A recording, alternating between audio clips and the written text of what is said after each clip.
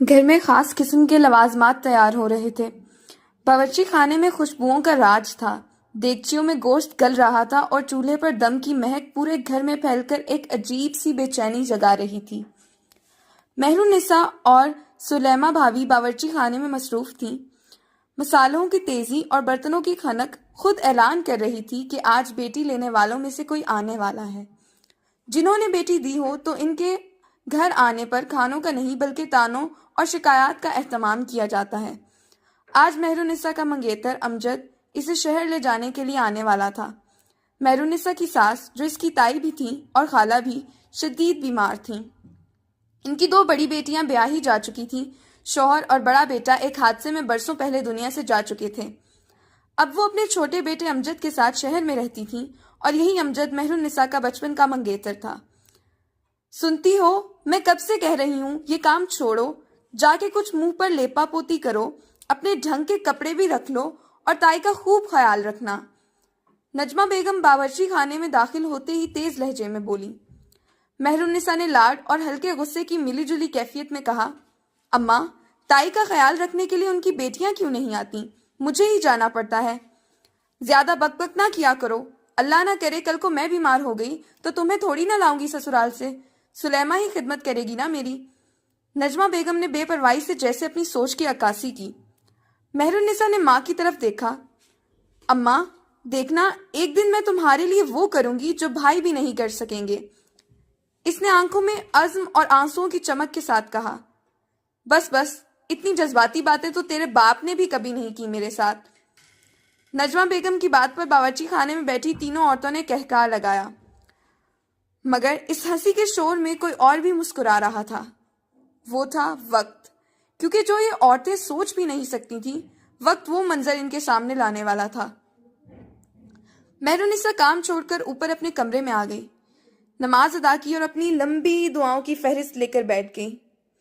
اے ظلم کرنے والوں کے رب، اے ظلم سہنے والوں کے رب، اے ظلم کے خلاف کھڑا ہونے والوں کے رب، اے گناہ گاروں کے رب اور اے نیکوکاروں کے رب، اے مردوں کو پیدا کرنے والے اور اے عورتوں کو پیدا کرنے والے، اے طاقت رکھنے والے اللہ، اے طاقت دینے والے اللہ، اے نیکوکاروں کو عطا کرنے والے اللہ، اے گناہ گاروں کو عطا کرنے والے اللہ، اے طاقتور کو عطا کرنے والے اللہ، اے کمزور کو عطا کرنے والے اللہ۔ تو مجھے ایسے ہم سفر سے اپنی پناہ میں لے لے جو مجھ پر ظلم ڈھائے، جو میری تذلیل کرے، جو میرے خوابوں کو کچل دے، جو مجھے بے عزت اور رسوا کرے۔ اور میری اوقات بھی بہت ماند ہے، البتہ تیری شان بہت بلند ہے، میری سوچ سے بھی بہت بلند۔ تو مجھے دنیا میں اور آخرت میں مقام و مرتبہ عطا فرما، عزت عطا فرما، تحفظ عطا فرما۔ ایسا ہم سفر دے جو میرے معاملے میں نرم دل ہو، جو میرے لیے تیرا شکر گزار ہو، جو میری عزت کرنے والا ہو، جس کے ہاتھ اور زبان میرے لیے نرمی ہو، عزت ہو، تحفظ ہو، جو مددگار ہو، جو میرا غرور ہو، جو میرے معاملے میں تجھ سے ڈرے۔ تو مجھے مردوں کے ہاتھوں یا کم ظرفوں کے ہاتھوں ذلیل نہ ہونے دے۔ تو مجھے بچا لے، مجھے تذلیل اور دھتکار والی زندگی سے بچا لے، مجھے تھپڑ کھا کر مسکرا دینے والی زندگی سے بچا لے، مجھے عزت دے، طاقت دے، مقام دے اور بلندی عطا فرما۔ 5 منٹ کی نماز ادا کرنے کے بعد مہرالنساء نے آدھا گھنٹہ دعا مانگی، جیسے اپنے دل کا بوجھ سجدے میں رکھائی ہو۔ وہ جو مانگ رہی تھی اس کا تصور بھی نہیں کر سکتی تھی۔ وہ دینے والے کی شان کے مطابق مانگ رہی تھی جو اس کے تصور سے بالاتر تھی۔ وہ اٹھی اور اپنا سامان باندھنے لگی۔ سامان میں کپڑے کم اور کتابیں زیادہ تھیں۔ اسی دوران گھر کے دروازے پر دستک کی آواز گونجی، ایک بھاری سی دستک۔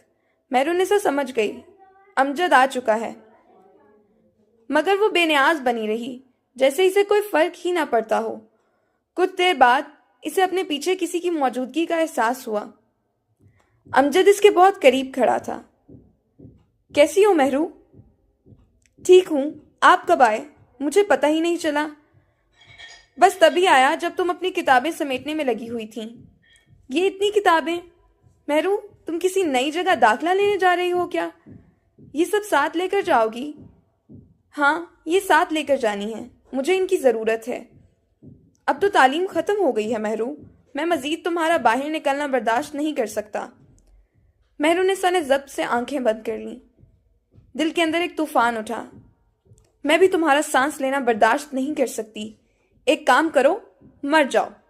مگر یہ الفاظ صرف اس کے اندر جل کر راکھ ہو گئے۔ نہیں امجد، اس نے خود کو سنبھالتے ہوئے کہا، یہ بس کتابیں ہیں، پڑھنے کے لیے، تھوڑی فرصت میں پڑھ لیا کروں گی۔ اچھا، مجھے لگا تم پھر سے اپنی اعلیٰ تعلیم کی فرمائش کرو گی۔ نہیں امجد، تم اس قابل نہیں۔ یہ جملہ ابھی اس کے لبوں تک آ کر رک گیا۔ امجد، وہ میں آپ سے کچھ کہنا چاہتی تھی۔ ہاں بولو مہرو۔ دراصل آپ کا بہت شکریہ کہ آپ نے میری تعلیم مکمل کروائی۔ اگر آپ جیسا اچھا انسان میری زندگی میں نہ آتا تو میں اپنی سہیلیوں میں سب سے زیادہ تعلیم یافتہ لڑکی کیسے بنتی؟